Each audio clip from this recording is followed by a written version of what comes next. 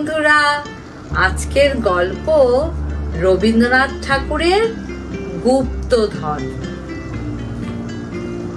অমাবস্যার নিশিরাত্রি। মৃত্যুঞ্জয় তান্ত্রিক মতে তাহাদের বহুকালের গৃহদেবতা জয়কালীর পূজায় বসিয়াছে। পূজা সমাধা করিয়া যখন উঠিল, তখন নিকটস্থ আমবাগান হইতে ভোরের প্রথম কাক ডাকিল। মৃত্যুঞ্জয় পশ্চাতে ফিরিয়া চাহিয়া দেখিল মন্দিরের দ্বার রুদ্ধ রহিয়াছে। তখন সে একবার দেবীর চরণতলে মস্তক ঠেকাইয়া তাহার আসন সরাইয়া দিল। সেই আসনের নিচে হইতে একটি কাঁঠাল কাঠের বাক্স বাহির হইল। পইটায় চাবি বাঁধা ছিল। সেই চাবি লাগাইয়া মৃত্যুঞ্জয় বাক্সটি খুলিল। খুলিবা মাত্রই চমকিয়া উঠিয়া মাথায় করাঘাত করিল। মৃত্যুঞ্জয়ের অন্দরের বাগান প্রাচীর দিয়া ঘেরা। সেই বাগানের এক প্রান্তে বড় বড় গাছের ছায়ায় অন্ধকারে এই ছোট মন্দিরটি। মন্দিরে জয়কালীর মূর্তি ছাড়া আর কিছুই নাই। তার প্রবেশদ্বার একটি মাত্র। মৃত্যুঞ্জয় বাক্সটি লইয়া অনেকক্ষণ নাড়াচাড়া করিয়া দেখিল। মৃত্যুঞ্জয় বাক্সটি খুলিবার পূর্বে তাহা বন্ধই ছিল, কেউ তাহা ভাঙে নাই। মৃত্যুঞ্জয় 10 বার করিয়া প্রতিমার চারিদিকে ঘুরিয়া হাতড়াইয়া দেখিল, কিছুই পাইল না। পাগলের মতো হইয়া মন্দিরের দ্বার খুলিয়া ফেলিল। তখন ভোরের আলো ফুটিতেছে। মন্দিরের চারিদিকে মৃত্যুঞ্জয় ঘুরিয়া ঘুরিয়া বৃথা আশ্বাসী খুঁজিয়া বেড়াইতে লাগিল। সকালবেলাকার আলোক যখন পরিস্ফুট হইয়া উঠিল, তখন সে বাহিরে চণ্ডী মণ্ডপে আসিয়া মাথায় হাত দিয়া বসিয়া ভাবিতে লাগিল। সমস্ত রাত্রি অনিদ্রার পর ক্লান্ত শরীরে একটু তন্দ্রা আসিয়াছে। এমন সময় হঠাৎ চমকাইয়া উঠিয়া শুনিল, জয় হোক বাবা। সম্মুখে প্রাঙ্গণে এক জটাজুটধারী সন্ন্যাসী। মৃত্যুঞ্জয় ভক্তি ভরে তাহাকে প্রণাম করিল। সন্ন্যাসী তাহার মাথায় হাত দিয়া আশীর্বাদ করিয়া কহিলেন, বাবা, তুমি মনের মধ্যে বৃথা শোক করিতেছ। শুনিয়া মৃত্যুঞ্জয় আশ্চর্য হইয়া উঠিল। কহিল, আপনি অন্তর্যামী, নহিলে আমার শোক কেমন করিয়া বুঝিলেন? আমি তো কাহাকে কিছু বলি নাই। সন্ন্যাসী কহিলেন, বৎস, আমি বলিতেছি, তোমার যাহা হারাইয়াছে সেজন্য তুমি আনন্দ করো, শোক করিও না। মৃত্যুঞ্জয় তাহার 2 পা জড়াইয়া ধরিয়া কহিল, আপনি তবে তো সমস্তই জানিয়াছেন। কেমন করে হারাইয়াছে, কোথায় গেলে ফিরিয়া পাবো, তাহা না বলিলে আমি আপনার চরণ ছাড়িব না। সন্ন্যাসী কহিলেন, আমি যদি তোমার অমঙ্গল কামনা করিতাম তবে বলিতাম, কিন্তু ভগবতী দয়া করিয়া যাহা হরণ করিয়াছেন সেজন্য শোক করিও না। মৃত্যুঞ্জয় সন্ন্যাসীকে প্রসন্ন করিবার জন্য সমস্ত দিন বিবিধ উপাচারে তাহার সেবা করিল। পরদিন প্রত্যুষে নিজের গোয়াল হইতে লোটা ভরিয়া দুগ্ধ দুহিয়া লইয়া আসিয়া দেখিল সন্ন্যাসী নাই। মৃত্যুঞ্জয় যখন শিশু ছিল, তখন তাহার পিতামহ হরিহর একদিন এই চণ্ডী মণ্ডপে বসিয়া তামাক খাইতেছিল। তখন এমনি করিয়াই একটি সন্ন্যাসী জয় হোক বাবা বলিয়া এই প্রাঙ্গণে আসিয়া দাঁড়াইয়াছিলেন।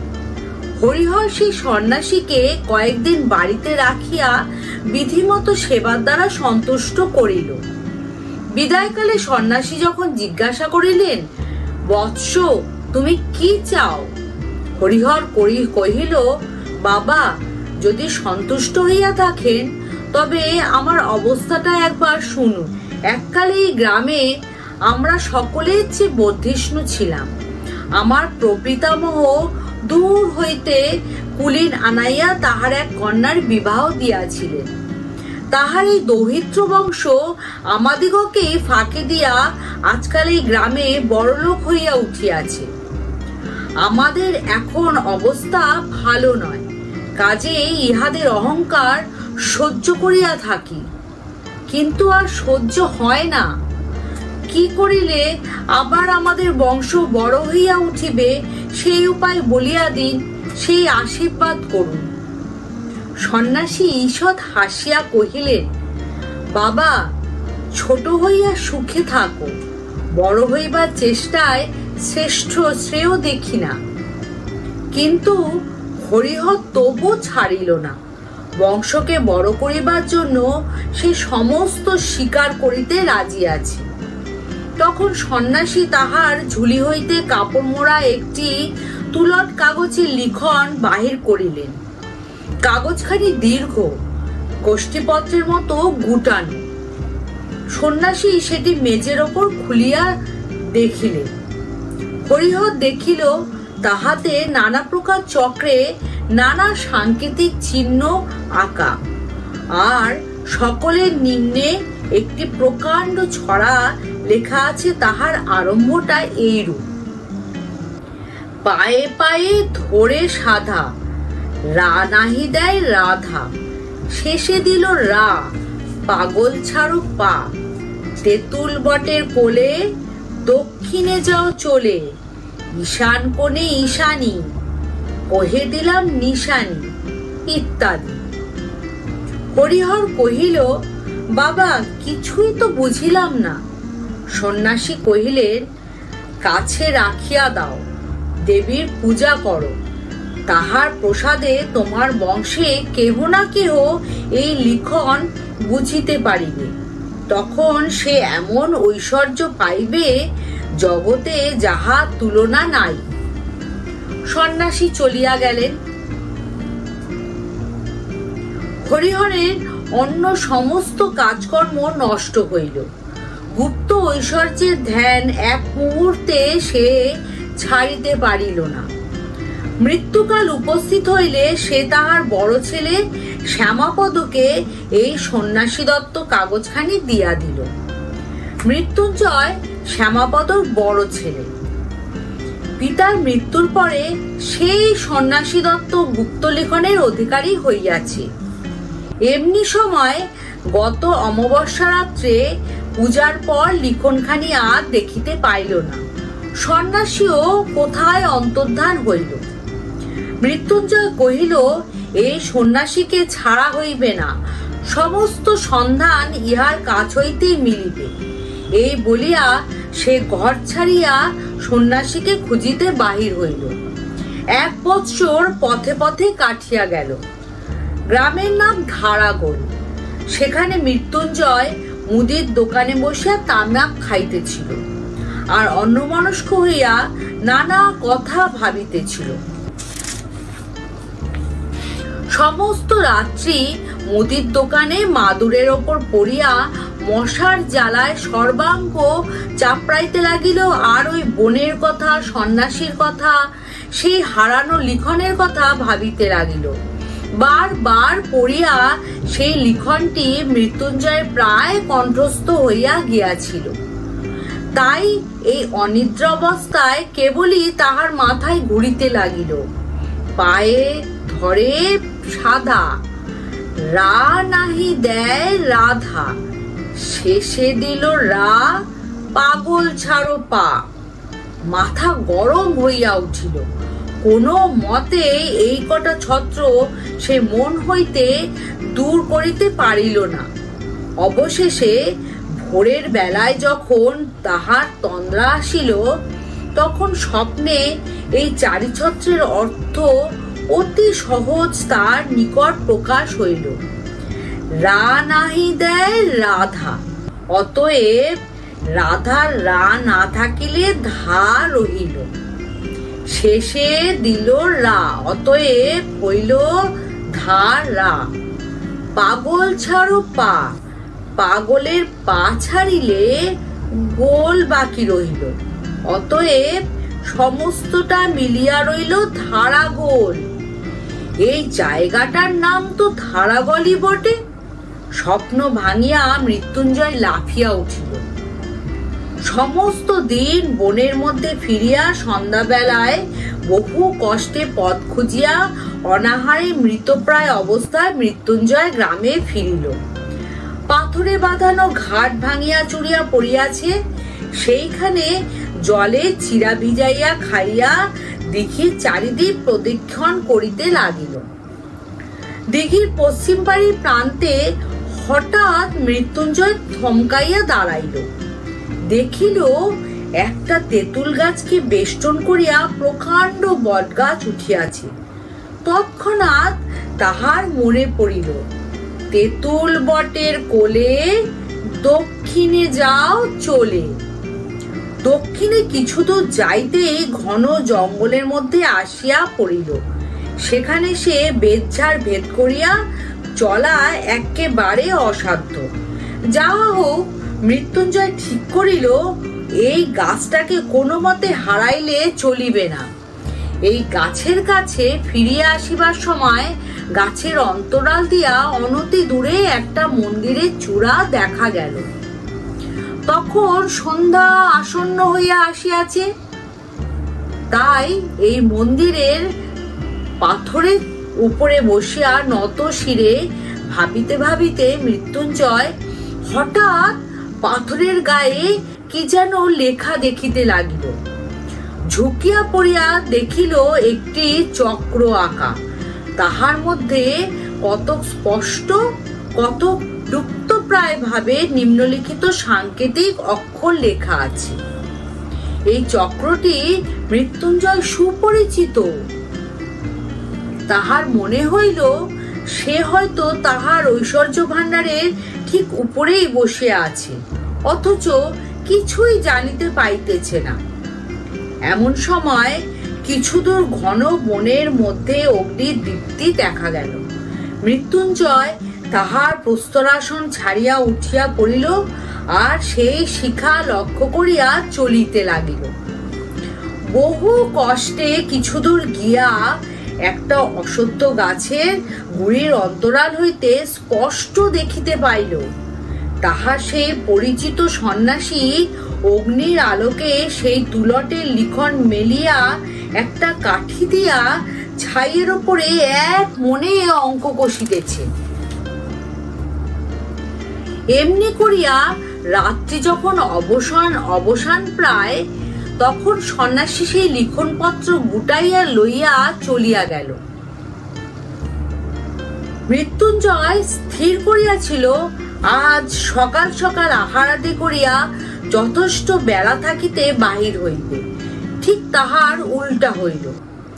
যখন তাহার নিদ্রা ভঙ্গ হইল তখন সূর্য অস্ত গিয়াছে। তবু মৃত্যুঞ্জয় দমিল না। অন্ধকারে বনের মধ্যে সে প্রবেশ করিল। গণনায় বারংবার ভুল আর সেই ভুল সংশোধন করিতে করিতে অবশেষে সন্ন্যাসী সুড়ঙ্গের পথ আবিষ্কার করিল। সুড়ঙ্গের মধ্যে মশাল লইয়া তিনি প্রবেশ করিলেন। বাঁধানো ভিত্তির গায়ে শ্যাতলা পড়িয়াছে। মাঝে মাঝে এক এক জায়গায় জল চুইয়া পড়িতেছে। স্থানে স্থানে কতগুলো ভেগ গায়ে গায়ে স্তূপাকার হইয়া নিদ্রা দিতেছে। এই পিছল পথ দিয়া কিছু দূর যাইতেই সন্ন্যাসী দেখিলেন সম্মুখে দেয়াল উঠিয়াছে, পথ অবরুদ্ধ। কিছুই বুঝিতে পারিলেন না। দেয়ালের সর্বত্র লৌহদণ্ড দিয়া সবলে আঘাত করিয়া দেখিলেন কোথাও ফাঁকা আওয়াজ দিতেছে না, কোথাও রন্ধ্র নাই। এই পথটার যে এইখানেই শেষ তাহা নিঃসন্দেহ। গুপ্ত সংকেত অনুসরণ পূর্বক একটি বিশেষ স্থান হইতে পাথর খসাইয়া এক শাখাপত্র আবিষ্কার করিলেন। সেই পথে চলিতে চলিতে আবার এক জায়গায় পথ অবরুদ্ধ হইয়া গেল। অবশেষে পঞ্চম রাত্রে সুড়ঙ্গের মধ্যে প্রবেশ করিয়া সন্ন্যাসী বলিয়া উঠিলেন, আজ আমি পথ পাইয়াছি, আজ আর আমার কোনো মতেই ভুল হইবে না। পথ অত্যন্ত জটিল, তার শাখা প্রশাখার অন্ত নাই। কোথাও এত সংকীর্ণ যে গুড়ি মারিয়া যাইতে হয়। তাহা এ বহু যত্নে মশাল ধরিয়া চলিতে চলিতে সন্ন্যাসী একটা গোলাকার ঘরের মতো জায়গায় আসিয়া পড়িলেন। সেই ঘরের মাঝখানে একটা বৃহৎ গর্ত। মশালের আলোকে সন্ন্যাসী তাহার তল দেখিতে পাইলেন না।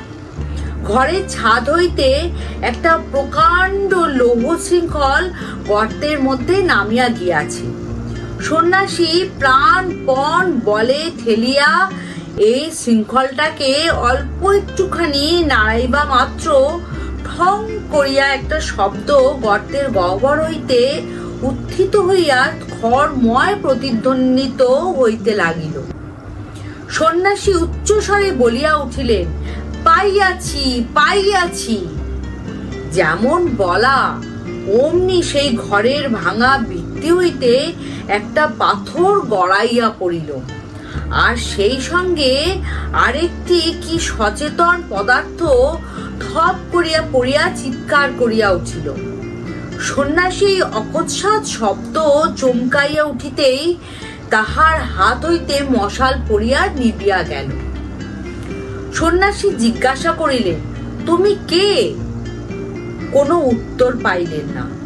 তখন অন্ধকারে হাতড়াইতে গিয়া তাহার হাতে একটি মানুষের দেহ ঠেকিল।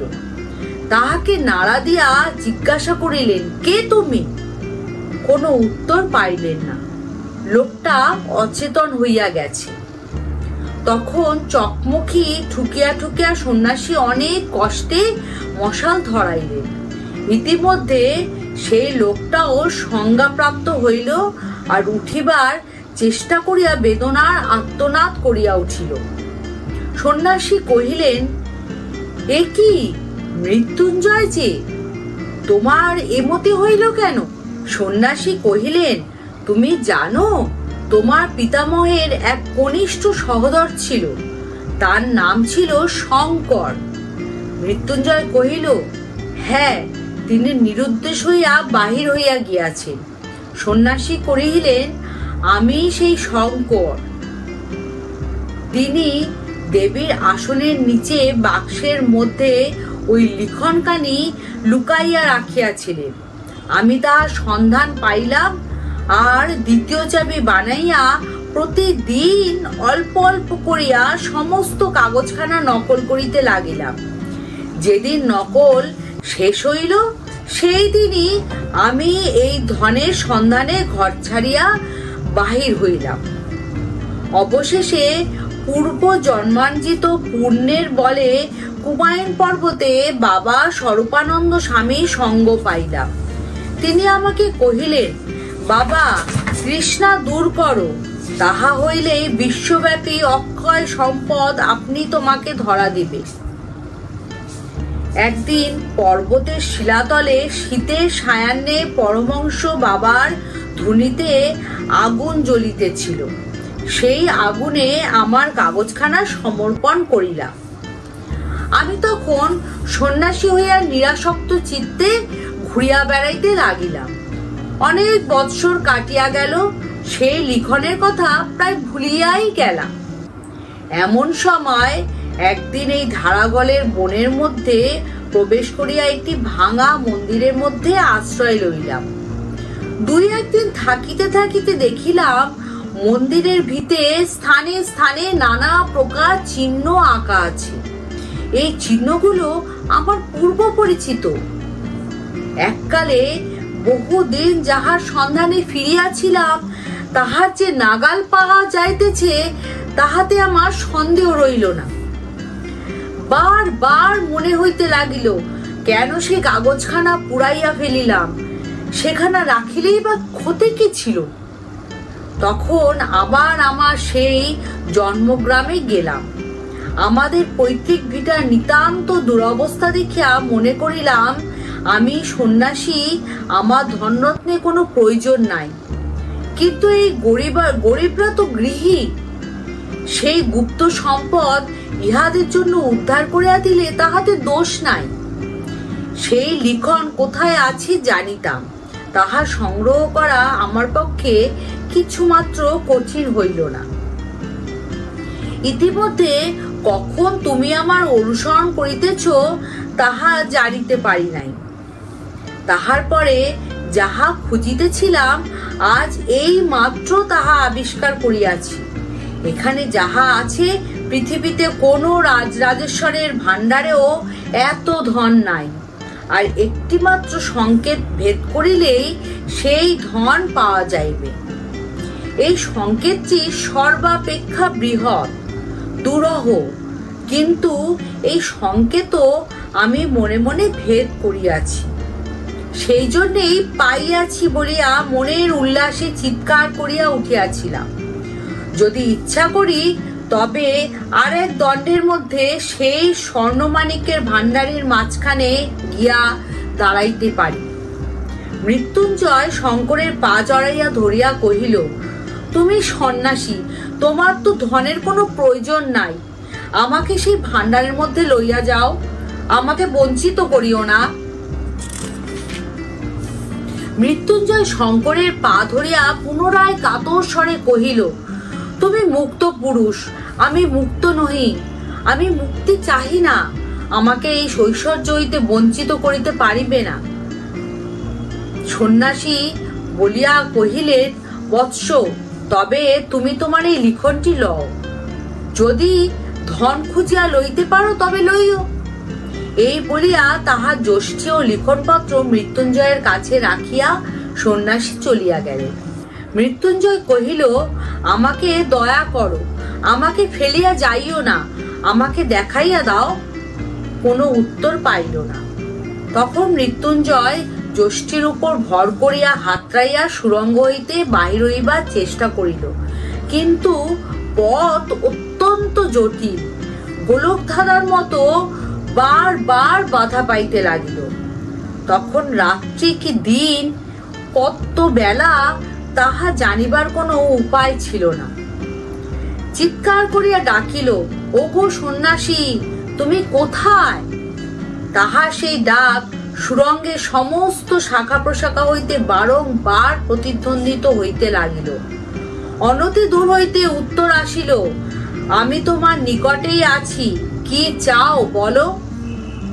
মৃত্যুঞ্জয় কাতর স্বরে কহিল, কোথায় ধন আছে আমাকে দয়া করিয়া দেখাইয়া দাও। তখন আর কোনো সাড়া পাওয়া গেল না। চিৎকার করিয়া ডাকিল, ওগো আছো কি?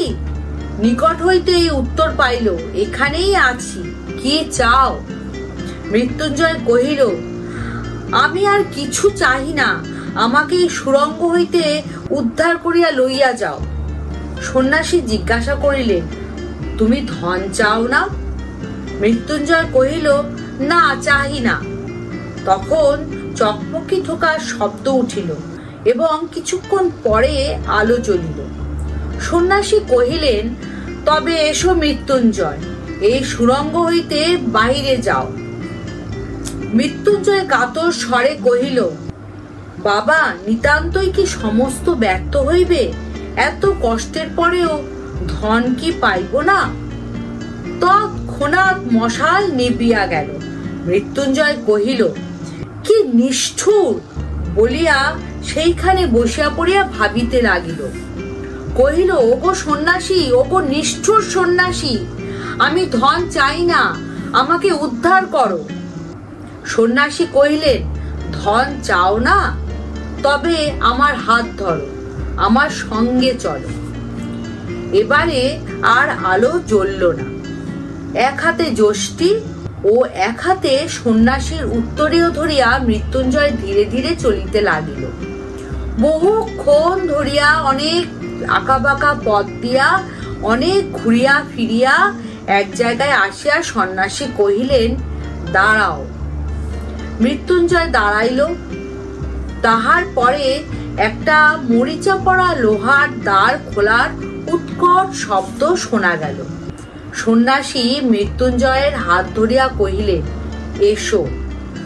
মৃত্যুঞ্জয় অগ্রসর হইয়া যেন একটা ঘরে প্রবেশ করিল। তখন আবার চকমকি ঠোকার শব্দ শোনা গেল। কিছুক্ষণ পরে যখন মশাল জ্বলিয়া উঠিল, তখন এ কি আশ্চর্য দৃশ্য! চারিদিকে দেয়ালের গায়ে মোটা মোটা সোনার পাত, ভূগর্ভরুদ্ধ কঠিন সূর্যালোক পুঞ্জের মতো স্তরে স্তরে সজ্জিত। মৃত্যুঞ্জয় চোখ দুটো জ্বলিতে লাগিল। সে পাগলের মতো বলিয়া উঠিল, এ সোনা আমার, এ আমি কোনো মতেই ফেলিয়া যাইতে পারিব না। সন্ন্যাসী কহিলেন, আচ্ছা, ফেলিয়া যাইও না। এই মশাল রহিল, আর এই ছাতু চিরা আর বড় এক ঘটি জল রাখিয়া গেলাম। দেখিতে দেখিতে সন্ন্যাসী বাহির হইয়া আসিলেন, আর এই স্বর্ণ ভাণ্ডারের লৌহদ্বারে কপাট পড়িল। মৃত্যুঞ্জয় বার বার করিয়া এই স্বর্ণপুঞ্জ স্পর্শ করিয়া ঘর ময় ঘুরিয়া ঘুরিয়া বেড়াইতে লাগিল। ছোট ছোট স্বর্ণখণ্ড টানিয়া মেজের ওপর ফেলিতে লাগিল, কোলের ওপর তুলিতে লাগিল, একটার উপরে একটা আঘাত করিয়া শব্দ করিতে লাগিল, সর্বাঙ্গের ওপর বুলাইয়া তাহা স্পর্শ লইতে লাগিল। অবশেষে শান্ত হইয়া সোনার পাত বিছাইয়া তাহার উপর শয়ন করিয়া ঘুমাইয়া গেল। জাগিয়া উঠিয়া দেখিল চারিদিকে সোনা ঝকঝক করিতেছে, সোনা ছাড়া আর কিছুই নাই। মৃত্যুঞ্জয়ের ভাবিতে লাগিল, পৃথিবীর ওপরে হয়তো এতক্ষণে প্রভাত হইয়াছে, সমস্ত জীবজন্তু আনন্দে জাগিয়া উঠিয়াছে। তাহাদের বাড়িতে পুকুরের ধারের বাগান হইতে প্রভাতে যে একটি স্নিগ্ধ গন্ধ উঠিত, তাহাই কল্পনায় তাহার নাসিকায় যেন প্রবেশ করিতে লাগিল। সে যেন স্পষ্ট চোখে দেখিতে পাইল পাতিহাঁসগুলো দুলিতে দুলিতে কলবর করিতে করিতে সকালবেলায় পুকুরের জলের মধ্যে আসিয়া পড়িতেছে। আর বাড়ির ঝি বামা কোমরে কাপড় চড়াইয়া দক্ষিণ হস্তের ওপরে একরাশি পিতল কাঁসার থালা বাটি লইয়া ঘাটে আনিয়া উপস্থিত করিতেছে। মৃত্যুঞ্জয় দ্বারে আঘাত করিয়া ডাকিতে লাগিল, ওগো সন্ন্যাসী ঠাকুর, আছো কি? দ্বার খুলিয়া গেল। সন্ন্যাসী কহিলেন, কি চাও? মৃত্যুঞ্জয় কহিল, আমি বাহিরে যাইতে চাই, কিন্তু সঙ্গে এই সোনার দুটো একটা পাতো কি লইয়া যাইতে পারিব না? সন্ন্যাসী তাহার কোনো উত্তর না দিয়া নতুন মশাল জ্বালাইলেন, পূর্ণ কমণ্ডলু একটি রাখিলেন, আর উত্তরীয় হইতে কয়েক মুষ্টি চিরা মেঝের ওপর রাখিয়া বাহির হইয়া গেলেন। দ্বার বন্ধ হইয়া গেল। মৃত্যুঞ্জয় যেন একটা প্রলয় রোগ চাপিয়া গেল। তাহার ইচ্ছা করিতে লাগিল এই রাশিকৃত সোনাকে চূর্ণ করিয়া ধুলির মতো সে ঝাঁট দিয়া উড়াইয়া ফেলে, আর এইরূপে পৃথিবীর সমস্ত সুবর্ণলুব্ধ রাজা মহারাজাকে সে অবজ্ঞা করিতে পারে। এমনি করিয়া যতক্ষণ পারিল মৃত্যুঞ্জয় সোনাগুলোকে টানা টানি করিয়া শান্ত দেহে ঘুমাইয়া পড়িল। ঘুম হইতে উঠিয়া সে তখন দ্বারে আঘাত করিয়া চিৎকার করিয়া বলিয়া উঠিল, ওগো সন্ন্যাসী, আমি এ সোনা চাই না, এ সোনা চাই না। কিন্তু দ্বার খুলিল না। ডাকিতে ডাকিতে মৃত্যুঞ্জয়ের গলা ভাঙিয়া গেল, কিন্তু দ্বার খুলিল না। এই স্বর্ণ কারাগারের মধ্যে তিলে তিলে পলে পলে শুকাইয়া মরিতে হইবে। তখন সোনাগুলোকে দেখিয়া তার আতঙ্ক হইতে লাগিল। বিভীষিকার নিঃশব্দ কঠিন হাস্যের মতো ওই সোনার স্তূপ চারিদিকে স্থির হইয়া গিয়াছে। এই সোনার পিণ্ডগুলা আলোক চায় না, আকাশ চায় না, বাতাস চায় না, প্রাণ চায় না, মুক্তি চায় না। ইহারা এই চির অন্ধকারের মধ্যে চিরদিন উজ্জ্বল হইয়া কঠিন হইয়া স্থির হইয়া রহিয়াছে। গ্রামের ঘরের অতি ক্ষুদ্রতম তুচ্ছতম ব্যাপার আজ মৃত্যুঞ্জয়ের কল্পনা দৃষ্টির কাছে উজ্জ্বল হইয়া উঠিল। এমন সময় সেই জীবন, সেই আকাশ, সেই আলো, পৃথিবীর সমস্ত মণিমাণিক্যের চেয়ে তার কাছে দুর্মূল্য বোধ হইতে লাগিল। তার মনে হইতে লাগিল, কেবল ক্ষণকালের জন্য একবার যদি আমার এই শ্যামাজননী ধরিত্রীর ধূলিক্রোড়ে সেই উন্মুক্ত আলোকিত নীলাম্বরের তলে সেই তৃণপত্রের গন্ধবাসিত বাতাস বুক ভরিয়া একটিমাত্র শেষ নিঃশ্বাসে গ্রহণ করিয়া মরিতে পারি, তাহা হইলেই জীবন সার্থক হয়। এমন সময় দ্বার খুলিয়া গেল। সন্ন্যাসী ঘরে প্রবেশ করিয়া কহিলেন, মৃত্যুঞ্জয়, কি চাও? সে বলিয়া উঠিল, আমি আর কিছুই চাই না।